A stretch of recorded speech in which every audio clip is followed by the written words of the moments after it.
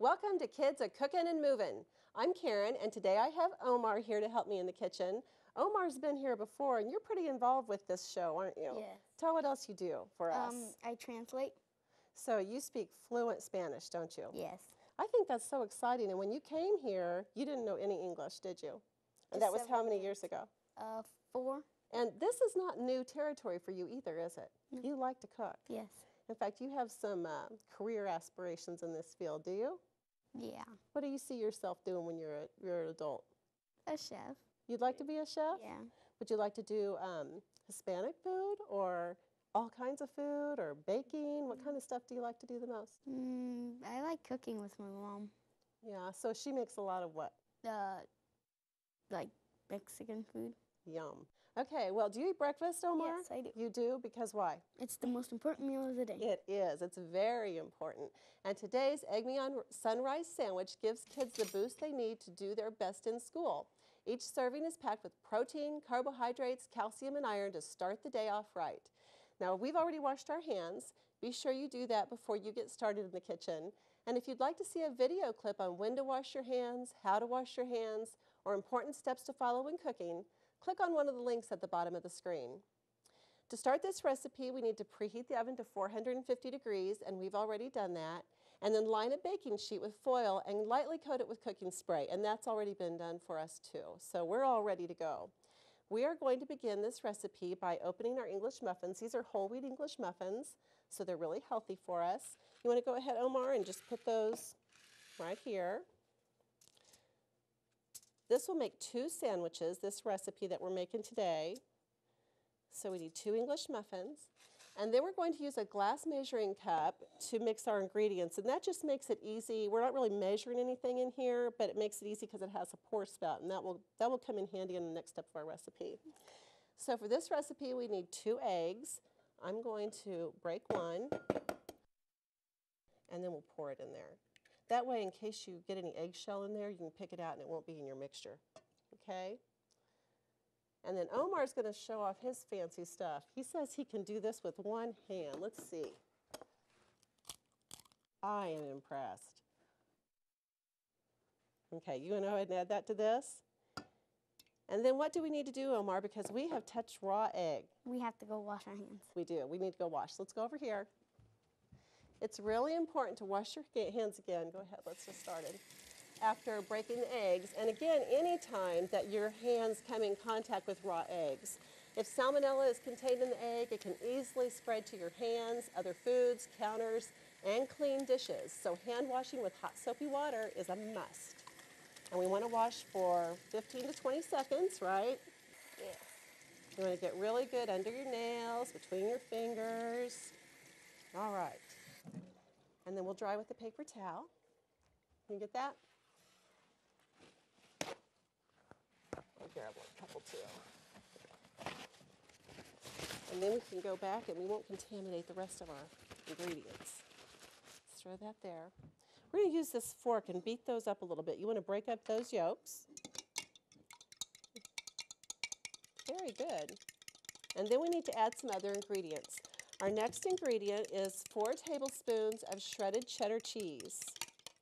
And when you can get the bag right there, and we have a measuring spoon. This is one of those ingredients you don't have to be real careful about measuring. You just want to kind of approximate it. Just put it right in here. If you just have a block of cheese, you can use that too. You don't have to buy it already shredded. And you can use a potato peeler to safely shred the cheese, or your children can do that, and they will think that is really fun. It's fun to shred it with that potato peeler, and it's a safe way for them to do it. Are you counting? Yes. How many is that? 2. All right. How many do we need? 4. All right, keep going. It's not real easy to measure, real accurate, is it? You just have to kind of scoop it, but it gives you a good enough, close enough measure. And then I'm just stirring it in with the egg. Excellent.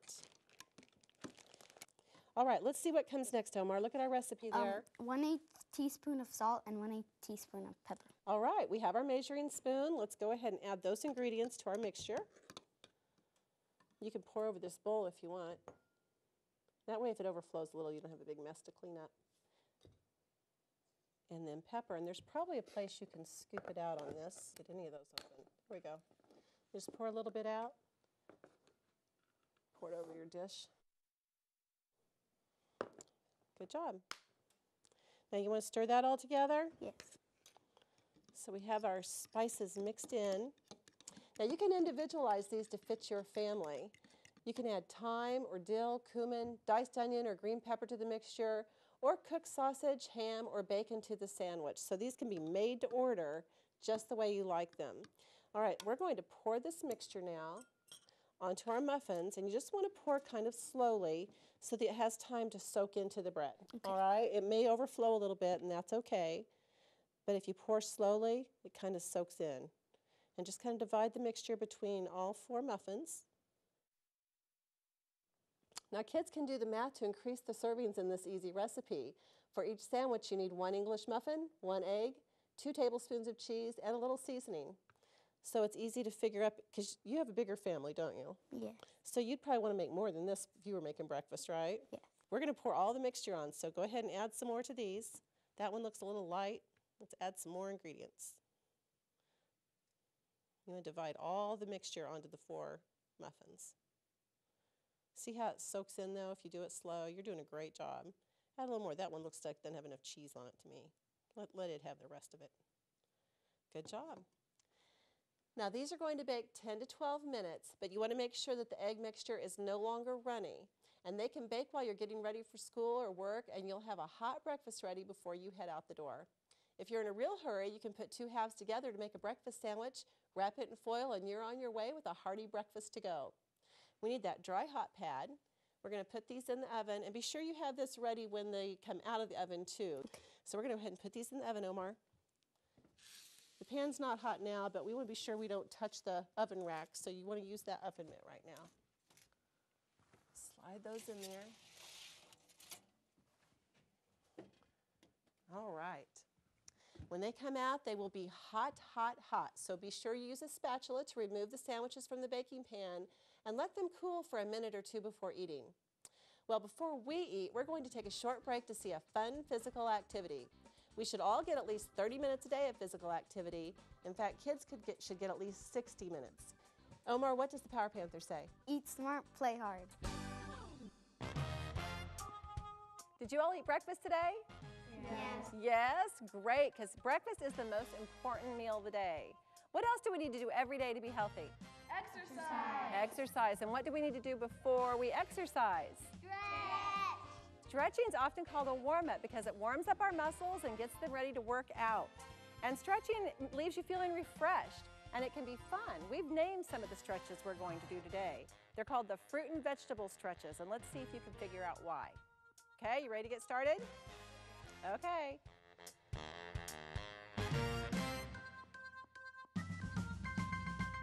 Ready? Our first stretch is the tomato stretch. Let's see if you can figure out why. You're going to bend your knees just a little bit, just slightly, and reach your fingers down to my toes. Your fingers down to my toes. Tomato, get it? Yeah. Tomato. Tomato.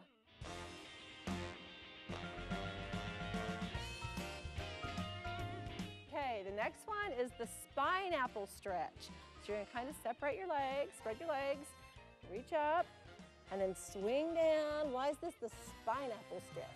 Where are we stretching? Your spine. Yeah, you feel it on your spine.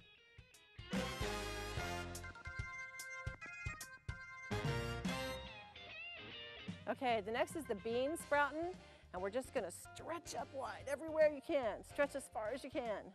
Are you stretching it out? You feel like a bean sprouting? This is the bean sprouting stretch.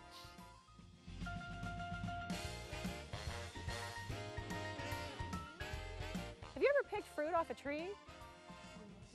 Have you ever picked peaches? This is the peachy reach. You're just going to reach up and get up on your toes. Peachy reach. Reach up there. One side then the other. Stretch up one side and stretch up the other. Up on your toes. Reach as high as you can.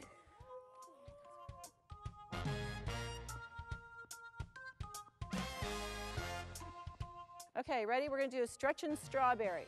Just like a side bit. This way, and the other way. Oh, doesn't that feel good? Drop your hand clear over your head so you stretch up your side.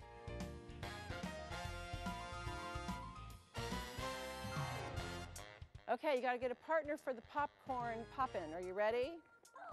We're down low. We're cold popcorn kernels, just waiting to heat up. And when we heat up, what happens? We're getting heat warmed up, and then we pop, pop, and then we go faster, faster, faster. Pop, pop.